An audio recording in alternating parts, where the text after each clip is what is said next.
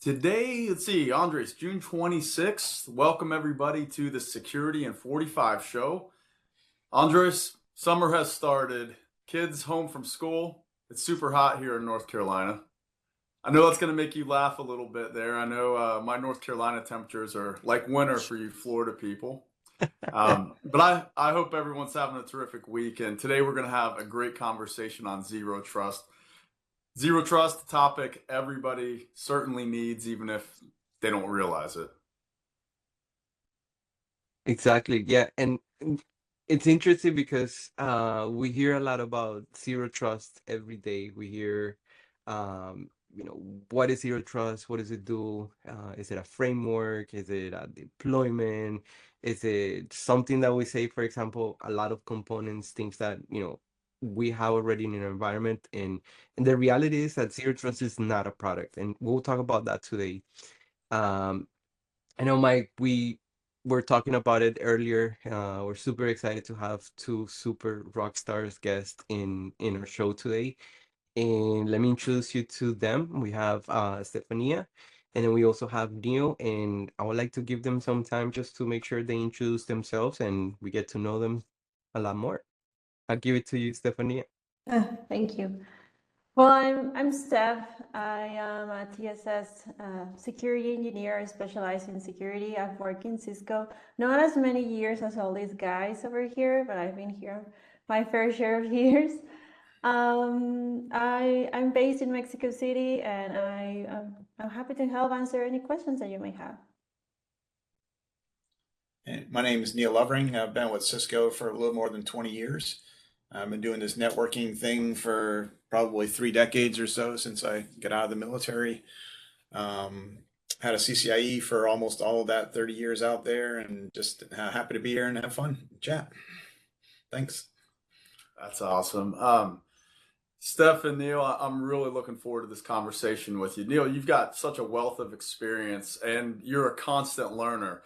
I think it says a lot when we were talking earlier, and I pointed out your CCIE number 1772, and you still continue to get certified. And I made a joke about, hey, does that, are you using your grandfather in at that point? And you said, no, I would call that quitting. I remain certified. So I think that says a lot.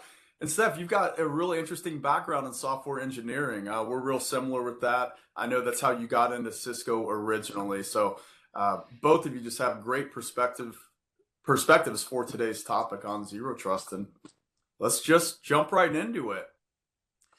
Zero trust, probably something that a lot of people have heard of, and some people are on that zero trust journey. Neil, for you to start off the first question, I'll throw it your way. Where does the zero trust terminology come from? Why was this term even invented? Why was it invented? It's hard to do why questions. I've tried to avoid those for most of my life out there, but really the concept of zero trust came out a little bit more than 20 years ago, actually. They kind of started that kind of as a way of trying to define a better or closer concept of security, kind of saying that individual users or devices or users with their devices should only have access to the applications or the resources that they need to, and everything else is kind of a deny all policy. And we've, security folks have tried to build worlds like that where you only have permit lists. And of course, those are usually met with catastrophic failures because you have no idea what the world is going to offer up or where you need to go in today's world out there. So those definitions have evolved and merged and grown over the years too. And we pointed out with lots of different sessions at Cisco Live and stuff if you've ever a chance to go. But it's important to understand that vendors themselves should never be the ones who dictate to anyone out there, this is what zero trust is. Vendors are the participants. They bring the products, the capabilities, the engineering aspects to helping you achieve those zero trust goals. But zero trust is an industry concept out there. It's really important to remember, I think. That's so true. I think that's something people forget is that it's not one vendor that created it. It is an industry, and each company's going to approach it in a different manner there. Um, Yeah, and the other thing is that you see a lot of, and I love this show already because we're not just biased or one one technology or one vendor, things like that. This is like a general thing, right? We have many different things. We have many different definitions of zero trust. Many companies already have their own version of that, and just the main idea is just to try to get into a common place where we can say, hey, this is a good starting point. So this is already really good. And Now, yeah, so I was just gonna say, and it's named correctly. Like out of all the confusing terminology we use, this is something that's actually named correctly. I'm giving you zero trust until you can prove otherwise to get onto the network. So you know, Which itself is kind of a challenge if you think about it. Mike, if you and I have absolutely zero trust, then there's nothing we can do to ever become friends or to get at least a little bit of knowledge or insight or the ability to grow a friendship. So there has to be a little bit of give or take when you start that process of introduction to then take that relationship and flourish it. And that's exactly what zero trust is. Maybe there's a growth of over time, you get better and more access because what we know about you and your device is actually improving, right? Or that could change in a heartbeat too, you know? yeah. very good point. Very good point. Yeah, and in terms of changing in a heartbeat, yeah, we talk about zero trust being like you can have a retrospective alert or something like that, where you could maybe have your trust revoked or diminished in a way as well. So great call out. Yeah. So many different ways, ramifications in the zero trust. So I'm excited about this. And Steph, I do have the next question for you. Just if you don't mind, just name like an everyday example of zero trust and what is not, what it is, and anything that you can tell us about it. Yeah, well, everyone enforces a certain level of zero trust in their day-to-day life. Even if we don't notice it, we are doing it. For example, almost everyone here surely has some sort of social media. So when you go online and you configure your social media accounts, when you accept a friend, you are giving them access to the things you post, the things you think. So you can start giving them access. And even in your social media, you can start configuring so only your closer friends can have access to very specific posts that you make or very specific things that you say. So you can start giving these granular access to different levels of yourself that you have posted in social media. Now, we talked before that all of you here are parents, all of you are dads. So another good example here is the parental controls that you can have in your devices at home. You don't want your kids to access every single site online because not everything is age appropriate. So you have these controls so your kids are safe online. And you can even say, okay, you are allowed to go to these videos on YouTube, you're allowed to go to these games, and that's it. Because not everything online is safe. So you can give this different level of access and this different level of controls to your kids. That's a really good analogy. I actually have a lot of fun blocking stuff here in my house with my kids. I don't know, you It's guys. funny too that the example that Steph gave, it's little things like that in life that we might already be doing and not really thinking about applying to something as geeky as like a zero trust. And then when you actually go to work and you start doing zero trust, you can't figure out where to start or what to do, right? But you're already kind of doing that. It's just a mentality or a focus point or an individual concept. And that's exactly what Steph was talking about there with friends and family, right? So Yeah, true.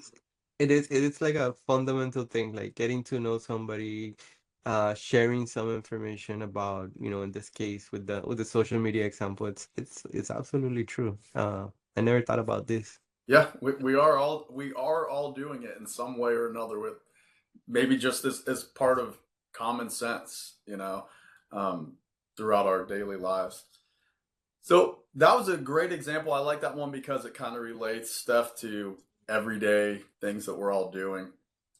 Neil, what about same question for you, an example of zero trust, but this time being related to the nerdy aspect of it in our industry and kind of the security networking industry. Any common examples or use cases of zero trust that we may find out there in the industry? We kind of see it happening a lot in today's world if you think about it. You might actually trip across it just when you access your bank account information. As annoying as it might sound, you get some multi-factor, or your phone goes off, or you have to check an email and type in a code or something like that. So that's kind of a concept of, if not an absolute application of zero trust. So again, it's you and your device, or maybe it's specifically more you, and you happen to have a device accessing one particular application. Obviously, it doesn't give you access to the entire banking industry. It doesn't give you access to online shopping lists. It doesn't give you access to free movies or downloads. It's the banking activity, that one thing. So I think that's a really interesting example. And there's multiples of those in today's world out there. In your networking environment, folks might set up an example of, when I want to log into a server or something, there's only a defined list of people who are allowed access to this. That's kind of zero trusty in a way, that Mike and Neil can get there, but Andres can't. But Andres has access to the super awesome server out there that no one else can get into. So is that zero trust? Maybe, maybe not.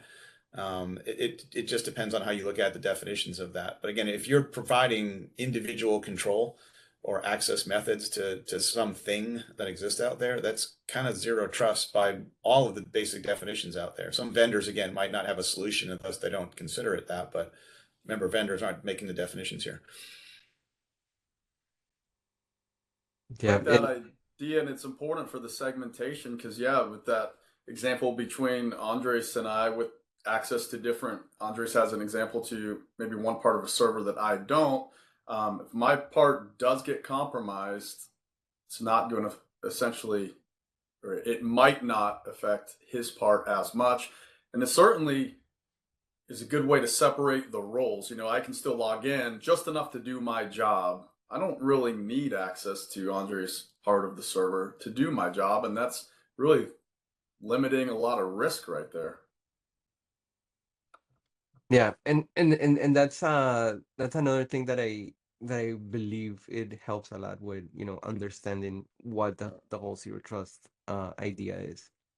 I know, from the industry we hear things, let's say for example, like zero trust network access or application access or other things that they mention, and it just makes like that segmentation is also part of it, and I think it takes us to a really good place, or that common place that I was talking about earlier on the zero trust. So pretty cool. You bring up some interesting points there too, Andres. The concept of zero trust network access or zero trust application access. I think some people don't have enough time on their hands, or too much time on their hands. They keep coming with more and more acronyms for our lives out there. But it's kind of also showing us that the concept of zero trust can be applied to various things, and zero trust can have controls at multiple places out there. It's not just the user and the endpoint and the iPhone in your hand and the application in the cloud. If you have access to, and your environment has a network, then use the network. That can give you controls and visibility and segmentation if you want. So there's all kinds of things that can help you reach those targets of what zero trust is in your definition, or the protection profiles that you really want. Yeah, I yeah, imagine the larger a company grows and the larger the threat landscape gets, more important zero trust essentially becomes, because you've got all these different avenues of potential attack there. I will be Yeah, and you curious see about, that in, yeah, sorry, Mike. You see that now with our customers moving to Amazon Web Services, and they need to extend their policies there as well. It's a growing beast. yeah. yes, I will be, and I do have a question I'll ask one of you later about best way to maybe get started on something like that. I mean, that seems like a massive undertaking. So I will be curious your thoughts. Maybe if we have some time for that, I'll be curious where you would start on a huge project like that. But yeah. We'll get to that one for sure. And actually, I do have the next question for you, Steph, and this one is more oriented to um the technology, the way that we implement it, things that, for example, what are the tools that we can leverage to start implementing something like zero trust today? Well, you will hear this a lot today, but zero trust it's a journey. So starting to adopt technologies and tools, well, it could be challenging at the beginning, but we need to start somewhere. I've seen with my clients that that what they need the most at the beginning, it's an MFA. We cannot rely only on users and password anymore. This is very risky nowadays. We have malware actors that have so many techniques to be able to break a password that relying only on them, well, it's just not the best route anymore.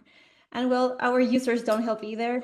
We have users that leave their password in post-its, that they just save it in the notes of their phones.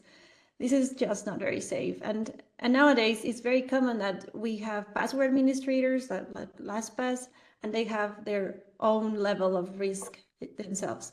So we cannot just rely on this to be able to give them access to our sensitive information. We need more. We need more layers. So with this extra layer with an MFA, we can be at least more certain that this user is who they say they are. Another basic step that we can take on this journey is a basic one is having endpoint protection.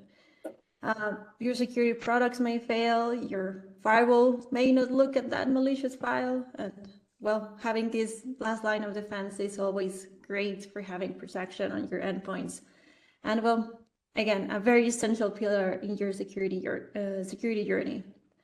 And as you said, as you guys said, the segmentation is essential. We need to start limiting access to all of our resources, to all of our users. Maybe if you ask your questions to yourself, like, am I going to allow this random user to access this finance document that has very sensitive information from their personal iPad? Maybe not. Maybe they don't need access to that. Maybe if they are accessing from a corporate device that has the antivirus in place, that has the adequate operating system, that has less vulnerabilities, maybe then, if I implement my DLP engine and I know if this user is trying to send this sensitive finance document through their personal Gmail account, maybe with those layers and layers of protection, maybe then I can give them access to this very sensitive document.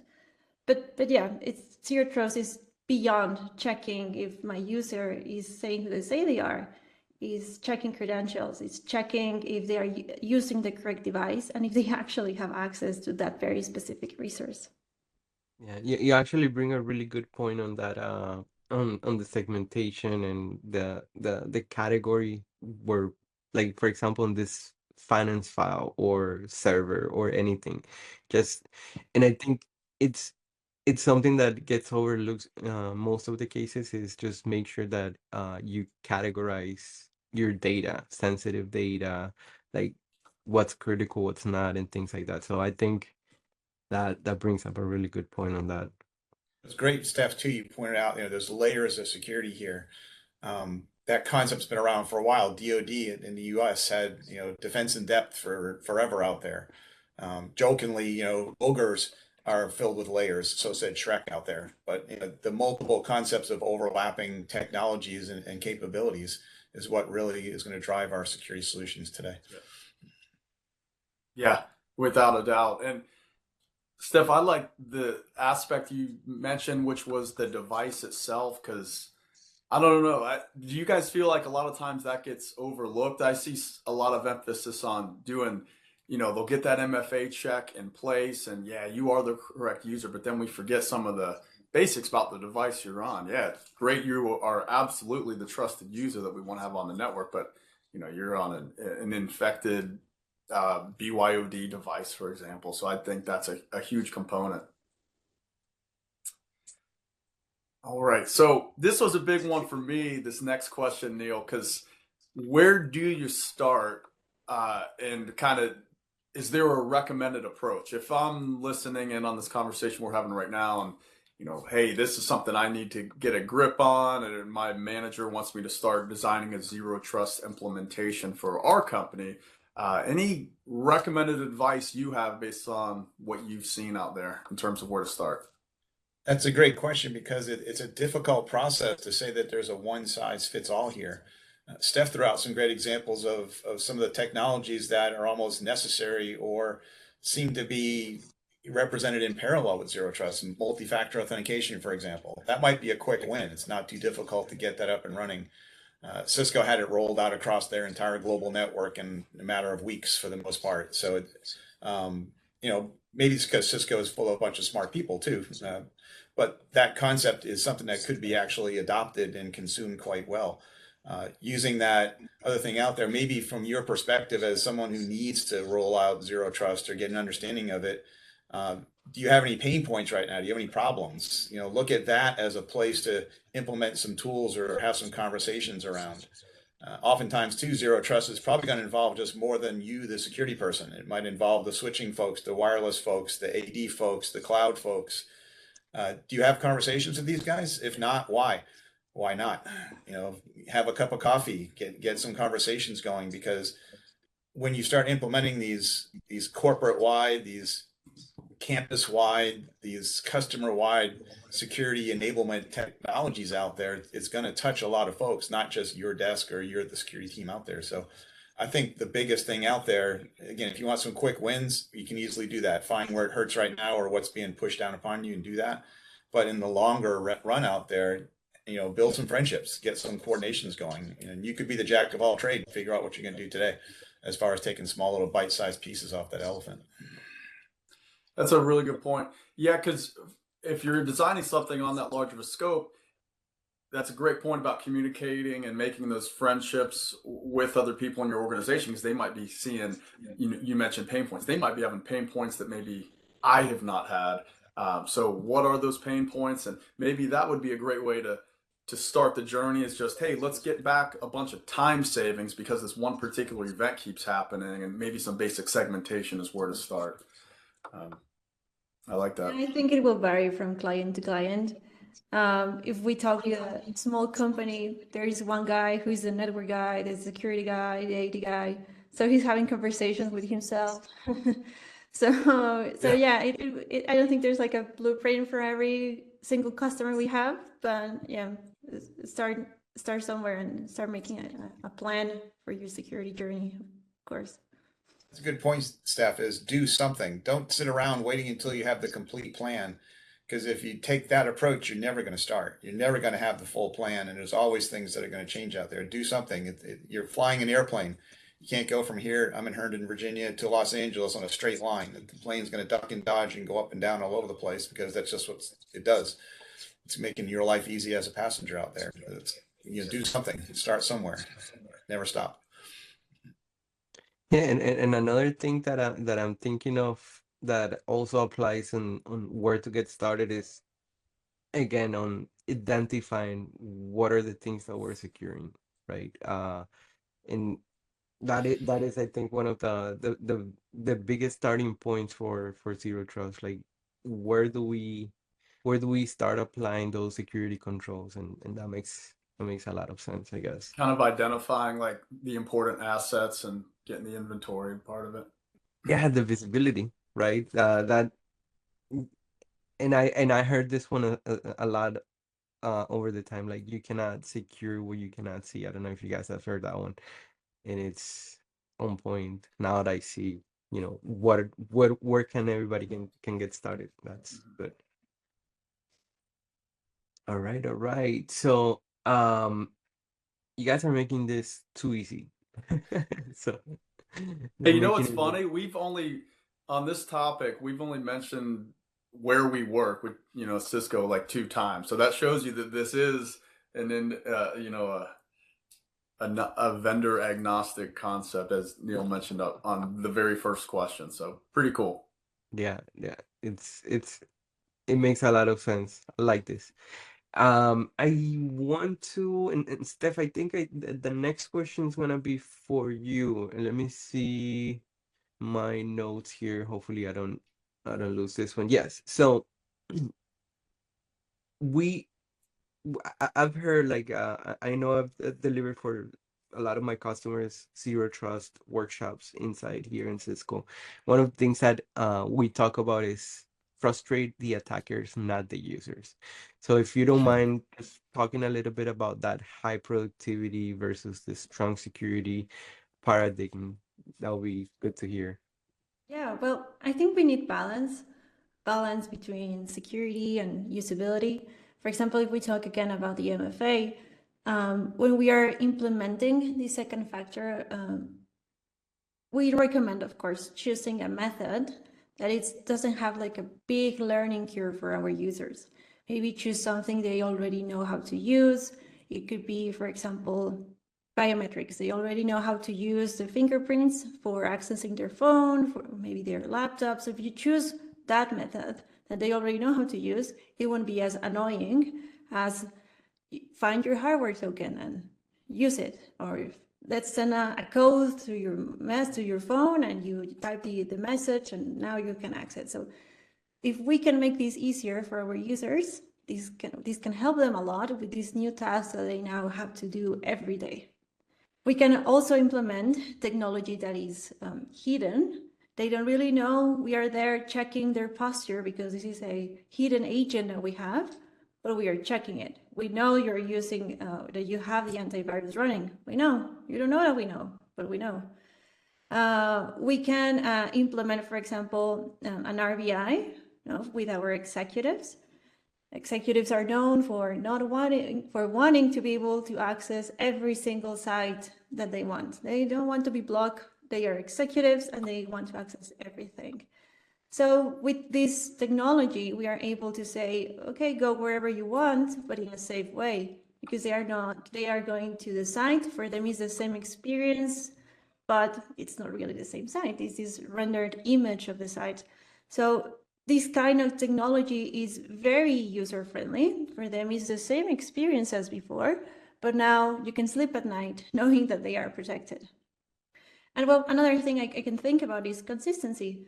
If we can provide this consistency, whether they are in the office or at home, and they don't have to guess if they can access the application using the VPN or not, or from their personal device or not, this can help a lot our users to have this same experience every single time. That use case that you mentioned about the executives wanting to bypass the security is so spot on. I'm pretty sure that it's resonating with a lot of the people that it's on this call, just because it is so true. Like, I don't know how many times when I used to be in operations a long time ago, I remember hearing this, like, yeah, you guys are implementing security and things like this, but I cannot access my X, Y, and Z website. So yeah, pretty on And I like point. the consistency part is nice. Like having a consistent way as the user where when I log in, it's the same way every time. And we think about like single sign-on, for example. When I authenticate into the network, I do it one time and it's always the same. And I don't need to remember, I need to authenticate in this particular way for this particular application. I like the hidden part of that stuff because, yeah, it's great. If I can have we were talking about scanning the device earlier. If I can do all that, I don't need to manually worry about any of that or even be aware it's coming on. Um, I heard this analogy, it was here from someone in Cisco about, you shouldn't have to understand like the piping to get to where you want to go in the network. There's all these pipes connecting everything, and I as the user shouldn't really have to know or understand that or be aware of that. But through like proper segmentation, it's really nice to frustrate an attacker who would have to figure that out, or have to start thinking about, they have this company has really good segmented role-based access, and I have compromised an account, and I'm in a small little area, the small little segment, but they've made it very difficult for me to get outside of the segment. So very difficult for the attacker, but very easy for the user who's just wanting to do their job there. Segmentation is an interesting term there, Mike, too, because it's not the packets that you have to worry about, it's the people who originate those packets and the targets that they're eventually trying to get to. So if the network or the access is setting up those channels or those swim lanes, then you're destined to not be able to get to where you need to go, or not execute the protocol of the port when you eventually hit that destination that you are allowed to at least reach. You can knock on the door, but you can't go through the door, so to speak, or have an analogy from that perspective. So all that falls into that concept of segregation or separation or segmentation, whatever term you prefer across there. And that would certainly help that concept of thwarting or frustrating those attackers. You know, they get into the network, but they can always, they're only allowed to go left. They can never get to the right-hand side of things, right? Absolutely. And basic MFA, yeah, that's a frustrating way for an attacker. Great, I've compromised the username and password, but Steph, you mentioned, MFA being a nice way to start if you're not sure where to start on the journey of zero trust. And man, that's pretty frustrating to an attacker, not being able to log in when you have the username and password. Neil, what do you see where people like mess up zero trust? Like, I've got my plan and I'm doing my plan and it's just not working. Do you see any common, hey, this is the reason why individuals are kind of messing up their attempt at zero trust? It's funny you say that. I just thought of one. So this was not part of any of our previous discussions out there, but when you bring up the concept of MFA, it's absolutely necessary. And Steph had some great examples or reasons for that. But when you look at zero trust, you have different pain points, as I suggested before, different topics that you need to address immediately, but they're not a one and done. You have to think about at what level do I need to do that? Is it simply because I'm trying to impress somebody or someone said you must do that, check the box and I'm done? Or I need to get it done, I'll do something else and I'll come back, I'll make it even better. And we're people, we're humans. We like to always make things better out there. How much better do you need to make it? Do you have to climb to the absolute top of the mountain, make it the best, most bulletproof system ever? Maybe not, but maybe a little bit better than ordinary. So the MFA example in this case might be, if I have a yes, no button on my phone, okay, I did it, I'm going to click yes. But there's a zillion documented cases out there of MFA fatigue. People's phones would go off and they just click yes. They had no idea where it came from, but I was told to click yes when it went off. So I just keep clicking yes. And number of networks that were compromised because of that are uncountable out there. So now in today's world, it's not MFA proof, but it's a little bit more unlikely to be tampered with. Is if there's a code that shows up on the screen and then your phone says, here's the code. Well, if you're not the one who asked for it, you might ask yourself, why is my phone telling me to type in a code? And then if you're not the one who has the screen in front of you, where would I even type in this code? So the two will never connect. So at least that's one example. So there's MFA, and then we're climbing the rope a little bit or climbing the stairway to get better MFA. And that's one tool of how many might exist across here. So that might be an example, Mike, of how one could not so much mess it up, but you could be better than. It's not just a checkbox for the sake of doing something. It's making sure you get it right.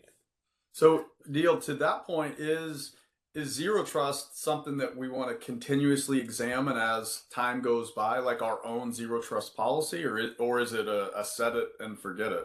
Sounds like I'd it would be suggest something that people hate to hear the concept, but any type of security solution, whether you want to use the term zero trust with it, or you just applying an ACL to a router or a firewall out there, it's something you want to revisit over time because I look beyond the screen here and I see the outside world that's constantly changing out there. So there's always new approaches, new vectors, there's new vulnerabilities that happen on the gear that we use all the time. So you need to adjust for that. And if you're not willing to circle back and think about that or adjust your security policy or patch the operating systems, upgrade things, buy new devices, that's all part of that refresh, that circle back aspect of things, then you're making yourself more open to attack by not doing that. And zero trust kind of calls that out.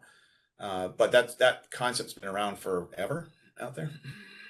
Yeah, that's a really good point. I mean, you were just bringing me back to like my TAC days when we were having conversations about moving off of like triple DES into AES, for example. It's like if you weren't revisiting that, you'd still be on an older algorithm that's gonna get hacked. So yeah, that. Yep. Even triple DES is getting to that point of being on the edge and should consider moving forward, and elliptical curve or quantum and all that stuff is coming in today's world, right? So doesn't stop. Yep. To your point, Neil, I have heard too many times from customers, especially with email security, if I just set it up, I can forget about it. No, you cannot just forget about your email security. You have to continuously feed these products. So yeah, I've heard that a lot. It's called zero trust, not zero work. I wish for the latter, of course, but yeah, no, and it is so true. there's always like that constant improvement, and you hear also out there the attackers are just getting better, and they only need to be right once, and it is a constant battle between defenders and the attackers, and making sure that we get it right. And I know, Neil, I'm gonna go over a little bit of what you just mentioned about just checking those boxes. Yes, um, I see it happening a lot with financial institutions that, hey, we need to have network controls, right? Network access control. We need to make sure that we know, and they just buy the solution and don't implement it. So that is maybe another example of what we see there. So Or to your point, Andres, someone buys a firewall because someone said they need to and it's secure, and then they put a permit any statement at the bottom. I would call that a router. I don't care what yeah, little sticker on the outside of the box says, right? Yes, so but a true. very expensive paper. What is it Yeah, called? layer 3 gateway is what it Paperwork. turns into at that point. Yeah. Yes. Oh boy, I've seen those a lot. Yeah. Awesome. I know we're getting close to, and I think this is the final question we have. And this one's for you, Steph. We hear a lot of the technologies, we hear a lot of about zero trust, but and even though we talked about how to get started, where to get started, but what about, and this one's more specific to Cisco use cases. What do our customers say, for example, get started, they need help, they want to see what how we can help them, where we would take them to. Well, as it said too many times today, security is a journey. It's a never-ending process where when you think you are fully protected, there's a new kind of attack that is released into the wild and you have nothing in place. But if you feel you can be in a better place in regards to your zero trust journey in your company, a good way to start is reaching us. We can help you develop a plan. We can help build the correct strategy for you. And if you already have some pieces of the puzzle already in place, of course, you can contact your account team and we can help you find some areas of improvements that you may have. That's That's excellent. good. I know one thing that comes to mind is, yeah, those zero trust workshops. That's a kind of a fun way to learn zero trust.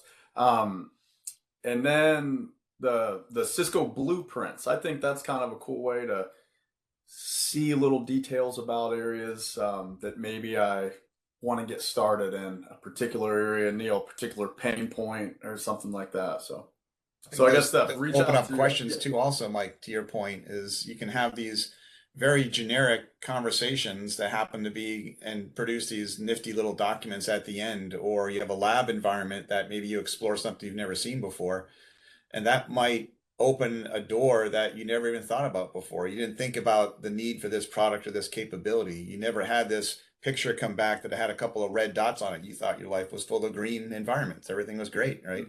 So, being honest and having these type of conversations can now lead to a more secure environment. Absolutely. You just have to, be willing to have those conversations. kind of like the MFA thing that you brought up, Neil. Like people might not be aware until they see it in a lab that, hey, you can do like a verified push with the codes on the screen. Like, wow, Yep. I didn't know that was an option. So, yes, spurring that conversation and learning.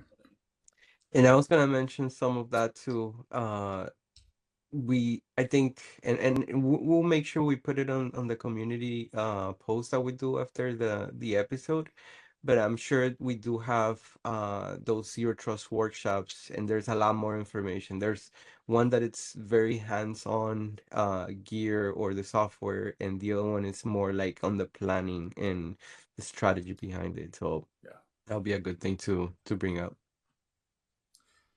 So we've got a whole lot of people on the call, and everyone's dying to hear like a good dad joke. So, um, now, You go, Mike, and that'll burn up our last minute. So, oh, if we go a little bit over, that'll be okay. And I really want to hear what you've got to say, Neil and Steph, on yours.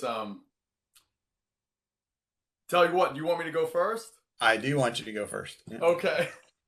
Mine, I was having trouble thinking of a good zero trust dad joke, but it did occur to me that I kind of had something funny happen when I was talking with my two sons who are 7 and 8. And they were like, "Hey, Dad, what's the Security 45, about?" And I said, "Well, we're going to be talking about this thing called zero trust." They were like, "Dad, what is that? What is zero trust?" And I said, "Well, it's kind of like, how Dad has the truck, and I have to have a driver's license that allows me to drive a vehicle, but I have to have a key that makes it so I can just drive that specific truck." Um, and they said, "Okay, I think I got it. I think I got it." And I said, "And if I were to do something bad, I could get like my ability to drive the truck taken away." And they said, "Oh, like a speeding ticket." And I said, "Yeah, like a speeding ticket." And they go, "Well, Dad, I don't have any speeding tickets. Can I drive the truck?" And I said, "Well, you guys, you don't have the license or like the key to get to the truck." So the next morning I woke up and they had they woke me up. They had a key that they made out of cardboard and a little driver's license with the little picture that they had, created on their own. And they're like, "Dad, we're good to go. I don't have any tickets. I got this license. I got this key." And I said, "Well, guys, it's got to be from a trusted source, like a DMV." And then I said, "You know what? Let's just go. You can sit on my lap and we'll just drive around the block one time." So, I love that one. That actually encompasses everything zero trust. real life examples, of zero Yeah. trust. Steph, why don't you go next? What do you got for Oh us? no. Well, of course I can go. Just can go better from here. Um, it's a very bad joke, but I found it online. Why don't the zero trust policies make friends easily? Zero trust policies make friends easily. Because they don't trust anyone, not even for a bite. That's what we were talking about. There's got to at least be a little trust to get somewhere. Okay, I like it. I'll admit I'll fail on the joke part. I'm not a big joke person, and I haven't had kids like you do, Mike. You're still lucky to have kids at home. Mine are grown. My youngest is 27, so I haven't thought of dad jokes for quite some time out there. So I try to have fun all the time and make jokes about everything in life, but to carry a joke on is a hard thing for me to do. Understood. It is. Yes, it is. That's why I couldn't even think of one, and I was just like, okay. Yours is more of a live example, which is actually Exactly good, actually. So I liked it. Exactly. Yeah, Thank you. there's no topping off that one. I do have a very silly one, and this, like, all of them are terrible, but yeah, this one is good, I think. How does zero trust order coffee? You guys know? Oh, it's like with like creamer that has like 0% fat or something. No, it says here, I don't trust anyone, I'll brew it myself. Very nice. Very nice. So I must be a zero trust coffee person then. So There you go. There you go. Well, this has been so much fun. I would love to hear Neil and Steph if you have any closing thoughts about today's conversation. Steph, I'll kick it over to you first. Yeah, just keep in mind that security, as we've said, it's a journey. It's step by step. Don't rush. Don't just buy or see the first thing you see. Oh, okay, I need this. I will implement this now. No. See your options. See what the thing that fits the best to your company. Of course, we're Cisco, but if there's something out there that makes more sense to you, go for it. The idea here is that you are well protected, and step by step. Don't rush. I think that will be the best way to start. It's easy. Don't rush. to follow on what Steph was saying, you're doing something. You're not sitting around thinking about doing something or continually in the planning process. You're always doing something, and the plan's going to change. The plan's going to get better. The plan's going to adjust. You might find something that doesn't work, but you're doing something. You're always taking a step forward or 2 steps forward and half a step back. There's always forward momentum. So. Great, great. My takeaways, we started off, Neil, you talking about zero trust being an industry topic, not something that was created by a vendor. I really like, Steph, that you pointed out that we have zero trust in our everyday lives. You gave that, social media account. I'm like, that's resonating with me, with kids watching YouTube and stuff, for example. And then, Neil, you got into zero trust in the industry. Yeah, something that every company does need. And, some specific use cases of zero trust in the environment. And then, of course, we talked about implementing it, using the technology and the tools. Steph, you thought a good one might be doing some MFA with the, verification of the user and the device. And then, Neil, you touched a little bit on the segmentation and the concept of, it's not just zero work, as Andre said, but we're gonna analyze it as we go, not just forget about it, but stay on top of the game and make sure that we're at least more secure than maybe the competitors right around us. We do not want to be that easy target. Great stuff. That's great stuff. And for my takeaways, team, what I really like and I always like about zero trust and the conversation is the strategy. Just making sure that you identify those things that you want to make sure are secure. You make sure that you want to make sure that you have a roadmap of what you want to do. Keys into zero trust, making sure that high productivity versus strong security is well thought of. And remember, we're trying to frustrate anything that wants to come at and attack us. We don't want to frustrate our users. So just eliminating that friction. And just what are the things that takes to get to zero trust right? We had some examples. Neil, you gave really good examples about what do we see there. And the last thing is just make sure that there's help out there from we're biased on where we work at, but if you want to learn more about zero trust strategy, where to get help, feel free to reach out and we'll do our best to make sure that that will help out. And And Andres, I'll add that we're biased, of course. We're all working for Cisco and we sell security stuff. But there's no vendor on the planet who can solve every zero trust question and every zero trust challenge you might have out there. So it's going to be a multi-vendor approach. yeah, And I only say that because if you turn the coin over and there's a vendor that says, we got this, just buy our stuff and you're totally covered, then that's the first person you walk out the door. And Yeah. that's certainly not anyone on this call. So. Yeah. Great points. Great points. Well, Neil and Steph, it has been an absolute pleasure. I do want to personally thank you guys for all the good you do in the world with zero trust. You're helping a lot of people through this call and through the work you do every day. So much appreciation for you guys taking the time to join Andres and myself today. Oh, happy to be here. Next call, July 24th.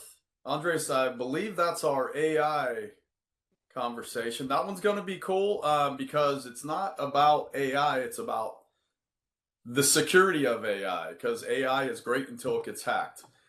So we had a great conversation today on zero trust. Neil, Steph, thank you again. Andres, I will see you on the next one. Stay secure, everybody, and we'll see you on the next show. thank you. guys. Have a good Bye, one. guys. Guys, take care.